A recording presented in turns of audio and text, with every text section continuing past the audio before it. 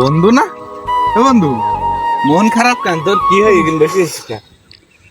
বন্ধু সে কথা আর বলিস রে। এই দে, এই ইটের গাদা, এই ভাটা, কোনো ইট বিক্রি নেই। এখন পাওনাদারদের টাকা দেবো কনতে, লিবারদের টাকা দেবো কনতে। আমি তো সেই চিন্তায় দুপুরবেলা বাড়িও যাইনি, এই এবারে এসে বসে রয়েছি সকাল থেকে। আর কোশ না বন্ধু, সে টেনশনে আমার মাথা খারাপ হয়ে যাচ্ছে। কিন্তু ইটটা ভাটা চারিদিকে, কিন্তু ইট করে বিক্রিই নেই। এই জন্য কি এই সিজনে ভাটা অন করিস নি নাকি? সে আর কথা কোশ না বন্ধু, সে কথার বলি কাজ নেই। তো তুই কোন যাচ্ছিলি? আমি যাচ্ছিলাম এমনি, ওই হাসে একটু ওই সামনে যাচ্ছিলাম। তো তোর দেখি তো আমি ইনস্টাগ্রাম পর দেখি তুই বসে রয়েছিস, তাই আসলাম তোর কিনে। তা যা, তুই ঝানে যাচ্ছিস ঝানে যা।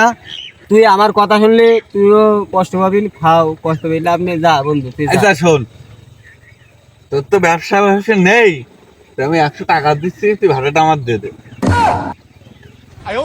বন্ধু, কাজের কথা বললি তুই, একটা কাজের কথা বললে হাঁটান যাট। ওঠ কিন্তু ওঠ, ভালো করে বলছি ওঠ। আমি তোর বন্ধুই এত সুন্দর একটা যুক্তি দিলাম। তুই দিতে হবে না, তুই যাদিন যাদিন তুই ভাড়া মারো, তুই 100 টাকা যা যা যা সুন্দর একটা যুক্তি দিছিস, যা। যা হার। 100 টাকা এনে ইট কিনবে, ভাটা কিনবে, তোর ভাটা কিনবে যা এখনো যা হাট।